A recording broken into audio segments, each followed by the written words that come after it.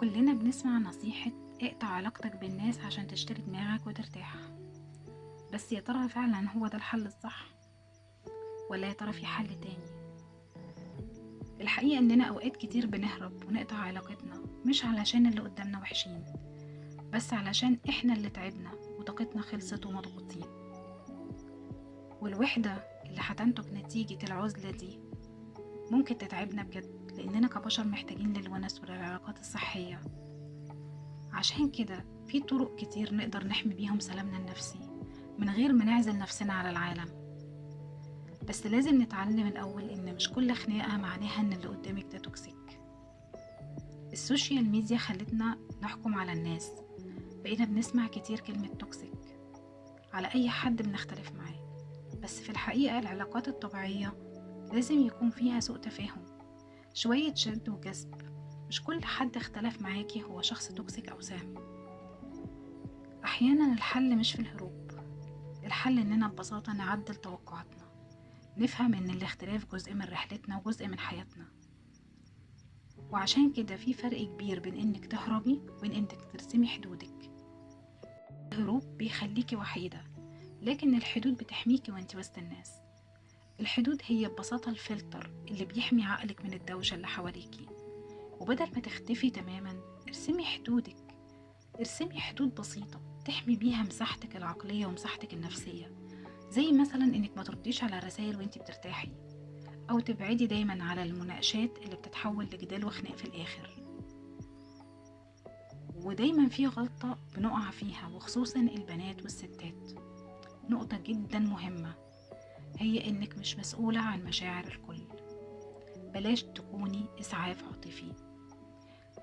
أحيانا بنشعر بضغط كبير جدا وبنحمل نفسنا فوق طاقتنا جهد مضاعف عشان نحل مشاكل كل الناس اللي حوالينا، وده بيسموه الحمل العاطفي الزائد. يعني ببساطة جدا بتحملي نفسك فوق طاقتها. افتكري كويس انك تقولي انا مش قادرة اسمع، او مش قادرة اتكلم دلوقتي، او محتاجة وقت لنفسي. وصدقيني دي مش انانية، ده حقك، بس عشان تقدري تحافظي على طاقتك وما تنهاريش وتعرفي تكملي. مش كل الناس تستحق تدخل دايرتك القريبة. في مستويات للعلاقات، في القريب وفي الأصدقاء وفي المعارف. المشكلة الحقيقية بتحصل لما بنفتح قلبنا وحياتنا لناس المفروض يفضلوا برا. فالحل بجد انك تدي كل واحد مكانه اللي يستحقه وبس. وانك لازم تتعلمي مهارة الانفصال العاطفي، يعني تلاحظي اللي بيحصل حواليكي بس من غير ما تمتصيه. بلاش تاخدي كل حاجة بشكل شخصي على نفسك، بتخليها تغير مودك.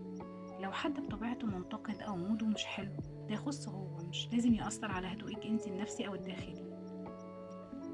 وافتكري كويس، احنا مش بنملك السيطرة على تصرفات الآخرين، احنا بس بنرهق نفسنا بزيادة بمحاولة دايما نغير كل الناس اللي حوالينا. يعني ببساطة كده بطلي تحاولي تغيري الناس. أكبر مصدر للضغط هو إننا فعلا بنبقى عايزين الناس تتصرف زي ما احنا متوقعين منهم، بس الحقيقة إن الناس دي مش بتتغير غير لو هم قرروا ده. دايما ركزي على رد فعلك انتي وحدودك، مش على أفعالهم هم. وافتكري دايما إن السلام النفسي الحقيقي مش في العزلة.